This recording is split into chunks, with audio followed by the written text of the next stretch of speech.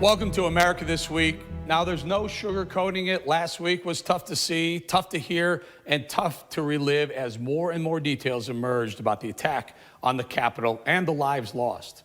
But we as a country have to face this head on. There's no going back to the way we used to be. This morning, I realized that everything is about to change.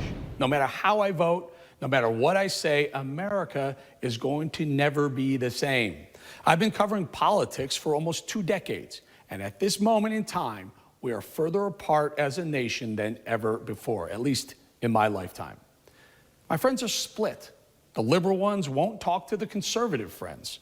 See, I told you so. I told you it was going to end this way. But you know what? They were right. They've been saying this would happen all along. My conservative friends are still shaking their collective heads. Wow, things were going great for 4 years. What the heck happened? They're right, too.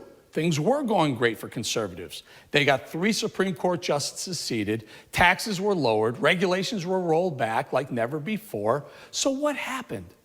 As a libertarian, I should have seen this coming. The right was getting their way while the left was getting more and more disenfranchised, but elections have consequences, and the winning team always has advantages. I saw that it was Republicans' turn now, but Democrats had 8 years of Obama, and they'll get their turn again.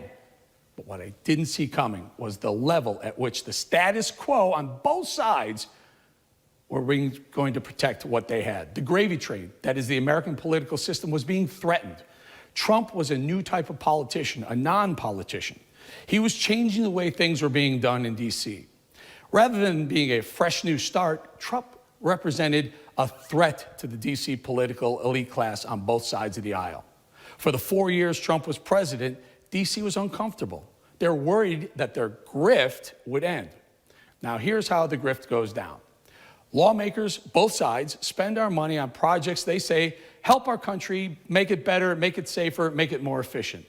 But instead of being stewards of our money, too many lawmakers hand it over to friends of theirs for favors, for votes, and in some cases, for donations to their political campaigns.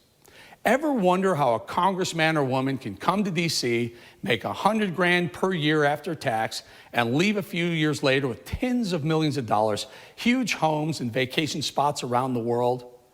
The grift, that's how. You don't have to look too hard to find dozens of examples of those success stories.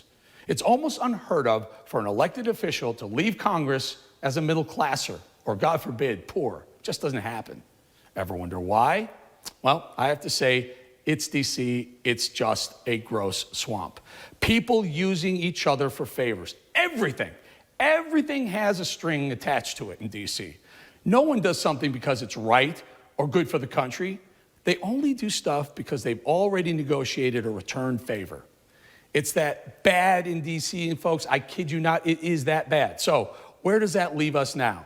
It leaves us divided. It leaves us agitated. It leaves us perplexed. Where are we headed? Politically, there's a line drawn down the middle of America, politically. There's a left and there's a right now. There's no middle ground anymore, no gray area. It appears there are no more independents either. Everything is right or wrong, and God help you, if you're wrong, you're likely to be canceled. Gone are the days of compromise, or the days of explaining your rationale for some position, because it won't matter. The other side is 100% entrenched in their side. Just ask them. Everyone is taking a side, and the sides are pushing further and further apart. Usually I like to end the monologue with something poignant, or a thought, something provoking comment, ideas. Sometimes I'm even cogent when delivering my closing line. This time, folks, I literally don't know what to say. I'm at a loss for words, and that's a real rarity, I must admit. I just don't feel it's the right time to be any more provocative than real life already is. It should be alarming to everyone within earshot that reality is more shocking than opinion.